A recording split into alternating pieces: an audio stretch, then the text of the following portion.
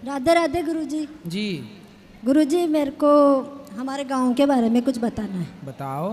गुरुजी हमारे गांव में एक तो चर्च है। चर्च। जी गुरुजी। और हमारे गांव में जैसे हमारे परिवार के भी मानते हैं और बहुत सारे लोग मानते हैं, और हमारे अजमेर साइड में बहुत सारे चर्च है गुरुजी। मतलब धर्मांतरण हो रहा है। जी गुरुजी। धर्म परिवर्तन कर रहे हैं। जी तो गुरुजी। आपके परिवार के लोगों ने भी धर्म परिवर्तन जी किया? गुरुजी, हमारे घर के सामने भी है जो भी, वो भी चर्च में जाते हैं। अच्छा, मंदिर नहीं जाते? नहीं गुरुजी। तो क्यों ऐसा करने लग गए, पूछा नहीं आपने? नहीं गुरुजी, वो तो कोई नहीं मानते और मुझे बहुत दुख तो वो होता है। लोग उनको पैसा देते होंगे? जी गुरुजी, उनके बारे में वो प्रचार भी करते हैं गुरुजी। और हमारे घर गांव में भी बहुत सारे जाते हैं, और हमारे जैसे शहर में भी चर्च है और चर्च की स्कूलें भी है। मुझे बहुत दुख होता है गुरुजी। तो कितना पैसा देते हैं चर्च वाले? गुरुजी बहुत सारा। बहुत सारा। देखो, पैसे के बल पर हिंदुस्तान में धर्म परिवर्तन कराया जा रहा है। और ये बता रही हैं कि गांव के गांव पूरे जहां मंदिर थे वहां चर्च बनने लग गए, और हिंदू लोग अपना धर्म छोड़ के पैसे के लोभ में और चर्च जाने लग गए। जिस देश के राजाओं ने अपना सर्वोच्च बलिदान दिया, मर गए, पर अपना धर्म नहीं छोड़ा, उस देश के लोग पैसे के लालच में धर्म परिवर्तन कर रहे हैं। कितना दुर्भाग्य है। जय श्री राम। आप सभी का हार्दिक स्वागत है अनिरुद्ध आचार्य जी महाराज की प्रश्नोत्तरी में, जहां होंगे अध्यात्म, भक्ति और जीवन से जुड़े आपके सवाल और आचार्य श्री के ज्ञानपूर्ण उत्तर। चलिए इस ज्ञान यात्रा में हम सब मिलकर आगे बढ़ते हैं। अगर आप भी अध्यात्म और भक्ति की इस अनमोल धारा से जुड़ना चाहते हैं तो चैनल को सब्सक्राइब करना न भूलें और बेल आइकन दबाएं, ताकि हर नया ज्ञान आपके द्वार तक सबसे पहले पहुंचे। कौन सा गांव, कौन सा शहर? गुरुजी अजमेर है, वहाँ पे हाथीखेड़ा गांव है। कौन सा गांव? हाथीखेड़ा। हाथीखेड़ा। जी गुरुजी। तो वहाँ के लोगों को मैं निवेदन करूं कि आप जितने भी सनातन कार्यकर्ता हैं उन हिंदुओं के घर जाइए जिन्होंने धर्म परिवर्तन कर लिया है, उनको समझाओ कि आप पैसे के लिए बिको मत, अपने धर्म को श्रेष्ठ समझो, सनातन से श्रेष्ठ कोई नहीं है। ये बात समझ में आ जाए तो सबसे अच्छा है, समझ में नहीं आ रही है इसलिए दुर्भाग्य है। और गुरुजी हमारे गांव में भी बकरा चढ़ाने की अभी भी परंपरा है। गुरुजी चढ़ाते हैं लोग बाग। कौन चढ़ाता है? बकरे चढ़ाते हैं। कहाँ? हमारे गांव में। तो गुरुजी वो भी नहीं समझ पाते हैं, न चर्च के बारे में समझते हैं। बहुत सारी ऐसी चीज़ें हैं जो हमें बहुत दुख देती है। और गुरुजी मैं अभी एक स्कूल में लगी हूँ, वो भी चर्च की है गुरुजी। तो मैं जाऊँ या नहीं जाऊँ उसमें? पढ़ाते हो आप? ना सर, बच्चों को संभालने का काम है सर। आप काम करो, नौकरी करो, पैसे कमाओ, बात ठीक है, परंतु उन लोगों को समझाओ कि जो पैसे के लिए धर्म परिवर्तन कर रहे हैं। हमारे देश में एक राजा का एक हाथी था, महाराणा प्रताप का ही था। एक हाथी को मुगलों ने बंदी बना लिया, हाथी। और वो हाथी से कहा कि तुम ये करो, अर्थात उसे बढ़ाया। वो हाथी मुगलों के कैद में भूखा प्यासा रह के मर गया। उन मुगलों के अंदर पानी तक नहीं पिया उस हाथी ने।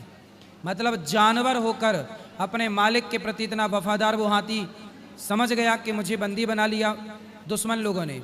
वो मर गया हाथी, प्यासा और भूखा, पर दुश्मन के घर का तिनका तक नहीं खाया। ये धर्म है।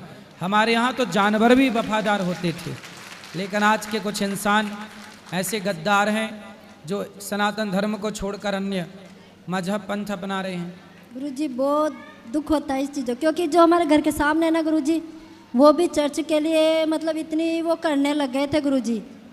मतलब उन्होंने उनका धर्म के बारे में इतना बोलते थे तो बहुत दुख हुआ, मगर गुरुजी भगवान की कृपा हो गई तो उनका पहले से ही टूट गया वापस।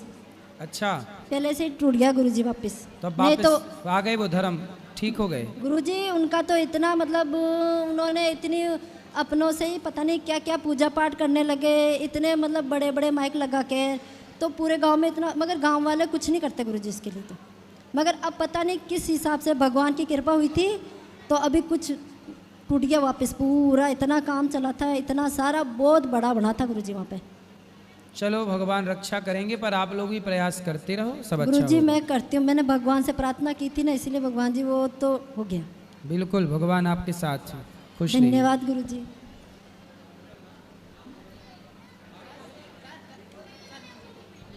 राधे राधे गुरुजी। जी हमारे बच्चों का, हमारे बहू को आशीर्वाद दो। बिल्कुल, आपकी बहू बच्चों को खूब आशीर्वाद।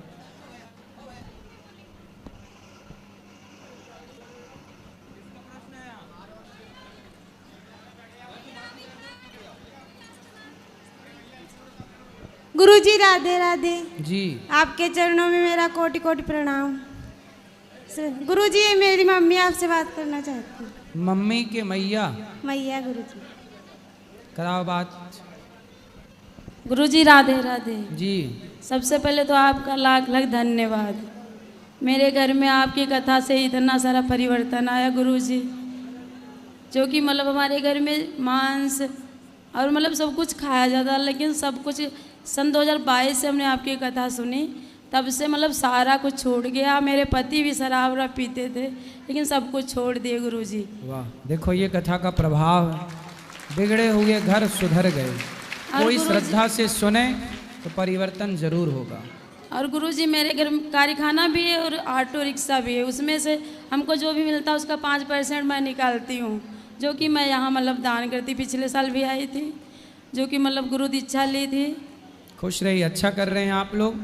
आप सबके सहयोग से ही यहाँ ये सब सेवाएं चल रही हैं। गुरुजी मेरी लड़कियाँ सारी सभी लोग एकादशी का व्रत भी करती हैं, और मतलब सब लोग सही से रहती भी, पढ़ती है मतलब, और सही से रहती। गुरुजी एक प्रश्न मेरा है, मैं पहले बृहस्पति मतलब देव का व्रत रखती थी, तो उसमें मतलब विष्णु भगवान की पूजा करती थी, तो उसमें गुरुजी मैंने धातु की मूर्ति मतलब ली थी, तो उन्हीं को जैसे स्नान कराना, भोग लगाना, मतलब सब कुछ लहसुन प्याज नहीं डालती हूँ मतलब भोग में, और सुबह जैसे स्नान करा के पूजा करना, भोग लगा के तभी सब लोग खाते हैं। तो गुरुजी मैं क्या करूँ, लड्डू गोपाल जी को लूँ या मतलब उन्हीं की पूजा करूँ? गोपाल जी की पूजा करो, अच्छा है। लक्ष्मी नारायण और गोपाल जी कोई अलग अलग थोड़ी हैं। हाँ, तभी गुरुजी मतलब विष्णु भगवान जी हैं, जैसे लक्ष्मी नारायण की मतलब अलग से मूर्ति हैं। सही है, सही है, कोई दिक्कत नहीं। ठीक है गुरुजी, राधे राधे। जी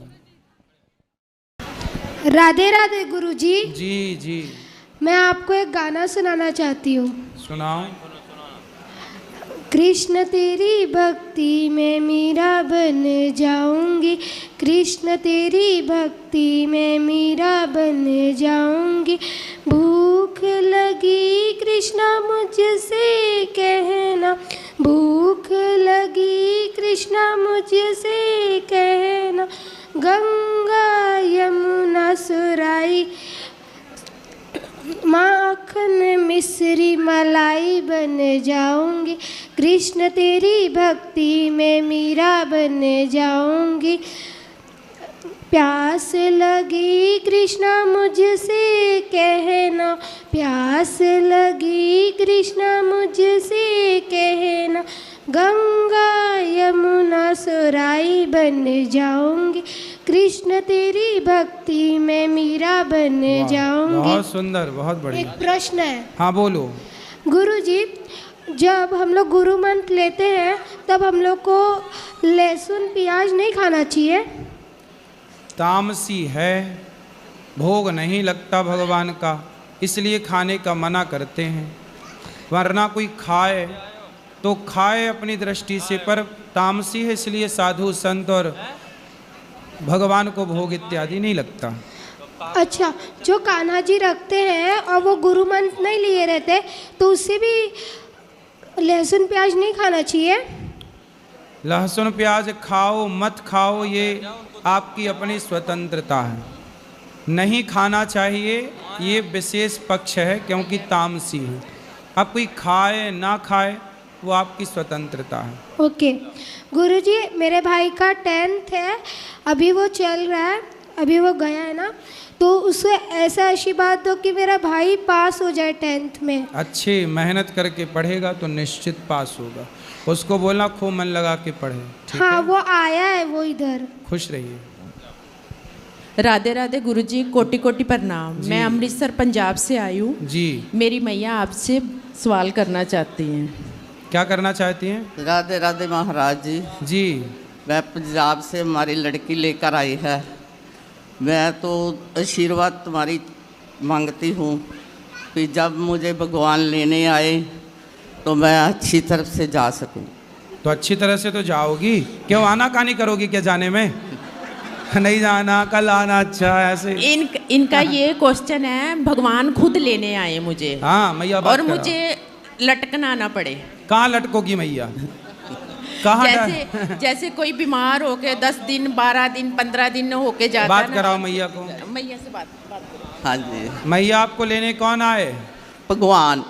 भगवान? भगवान लेने आए। भगवान आएंगे, आपका भाव है तो आएंगे।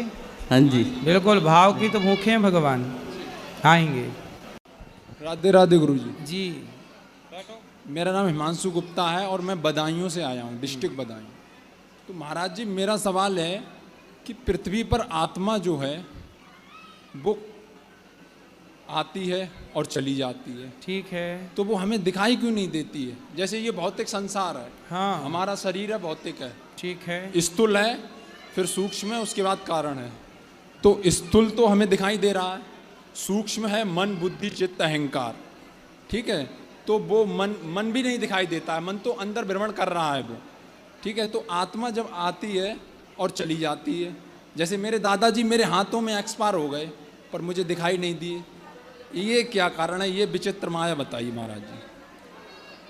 आपको आपकी पीठ दिखाई पड़ती है? नहीं महाराज जी। नहीं, जब आपको आपकी पीठ नहीं दिखी तो आत्मा को देखने के बाद क्या करोगे? क्यों देखना चाहते हो आत्मा? देखना चाहते हैं, यही तो इस पृथ्वी का रहस्य है गुरु जी। सुनो, आत्मा को जाना जा सकता है, ईश्वर चाहे तो सब दिखाएं, लेकिन यह चाबी केवल ईश्वर के हाथ में है। आत्मा इतनी सूक्ष्म है, ईश्वर का अंश है ना, ईश्वर अंश, जीव अविन अणोर अणियान महतो महीयान। आत्मा जो है इतनी सूक्ष्म है कि जो आत्मा आपके अंदर है वही आत्मा एक चींटी के अंदर भी है। आत्मा का साइज उतना ही है जितना साइज आपके अंदर है, उतना ही एक चींटी के अंदर, और चींटी से भी कोई छोटा जीव है, यदि उसके भीतर भी आत्मा है तो वही आत्मा जो उस जीव के भीतर है वही हमारे भीतर है।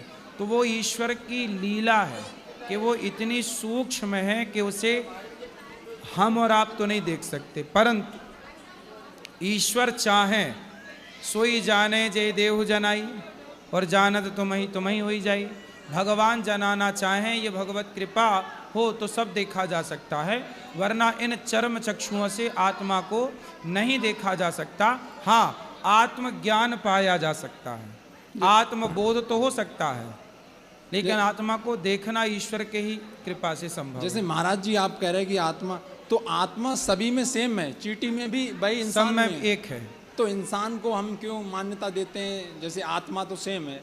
भाई तो ये बताओ, एसी, हीटर, पंखा, बल्ब, ट्यूबलाइट, वॉशिंग मशीन इत्यादि सबको पावर कौन देता है? विद्युत, बिजली देती है। यस, सबको पावर तो विद्युत देती है, बिजली देती है, पर सबके काम अलग अलग हैं कि नहीं? एसी का काम है ठंडा करना, हीटर का काम है गर्म करना, वॉशिंग मशीन का काम है कपड़े धुलना, प्रेस का काम है कपड़े को इस्त्री करना, प्रेस करना। तो चल सब एक पावर से रहे हैं, पर सबका अलग अलग काम है। उसी तरह एक पावर से सबके भीतर आत्मा रूपी शक्ति, आत्मा मतलब एनर्जी, शक्ति सप्लाई हो रही है, और सब अलग अलग कार्य कर रहे हैं। हमारे यहाँ भेद कहाँ है? हम चींटी को भी दाना डालते हैं, हम थोड़ी कहते हैं कि चींटी को मार डालो। चींटी के अंदर भी ईश्वर का दर्शन करना चाहिए। प्रहलाद जी ने खंबे के अंदर भी तो ईश्वर का दर्शन किया था, वो तो पत्थर का था। एकनाथ जी गधे में भगवान का दर्शन करते हैं, नामदेव जी कुत्ते में भगवान का दर्शन करते हैं। तो भगवान का दर्शन तो सब में हो सकता है, क्योंकि सब में ईश्वर ही समाया है। लेकिन वो तो तत्व की दृष्टि से भेद होता है। एक महाराज प्रश्न और, जैसे हमें हमारे शरीर है, हमें पता नहीं चलता है कि आत्मा हमारी जाने वाली है, ये क्यों नहीं पता चलता महाराज जी? जैसे कोई मरने वाला है, मैं मरने वाला हूँ, चलो कुछ घंटों में या कुछ मिनटों में, तो मुझे पता नहीं चलेगा, मेरे शरीर से जो तत्व निकल जाएगा वो ना पता चल जाता है महाराज जी? हाँ, जो व्यक्ति मरने वाला होता है, यस, उसकी मृत्यु के कुछ देर पहले उसे बोध हो जाता है कि वो मरने वाला है, परंतु जब तक बोध होता है तब तक वो बता पाने में असमर्थ हो जाता है। जन्मत मरत दुसह दुख होई।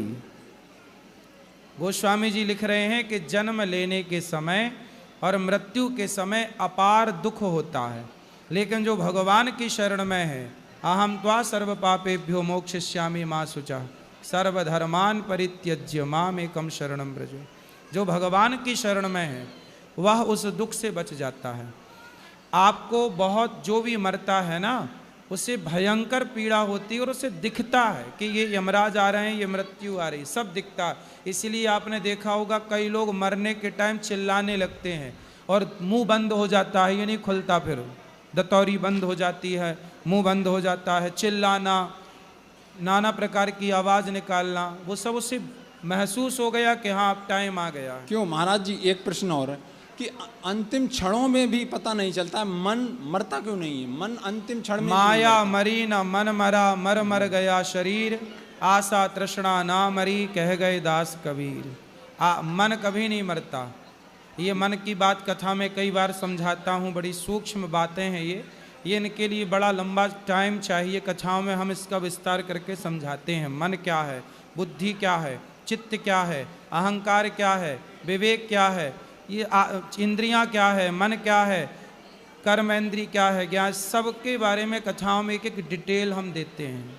जैसे महाराज जी आप कह रहे थे कि चिल्लाते हैं, यमराज आते हैं, जैसे हमारे दादाजी खत्म हुए तो वो तो साइलेंट हो गए थे अंतिम क्षणों में। हाँ, साइलेंट मतलब साइलेंट मोड, इशारे कर रहे थे, सिर्फ इशारे तो कर रहे थे ना। हाँ, जय श्री राम। आप सभी का हार्दिक स्वागत है अनिरुद्ध आचार्य जी महाराज की प्रश्नोत्तरी में, जहां होंगे अध्यात्म, भक्ति और जीवन से जुड़े आपके सवाल और आचार्य श्री के ज्ञानपूर्ण उत्तर। चलिए इस ज्ञान यात्रा में हम सब मिलकर आगे बढ़ते हैं। अगर आप भी अध्यात्म और भक्ति की इस अनमोल धारा से जुड़ना चाहते हैं तो चैनल को सब्सक्राइब करना न भूलें और बेल आइकन दबाएं ताकि हर नया ज्ञान आपके द्वार तक सबसे पहले पहुंचे।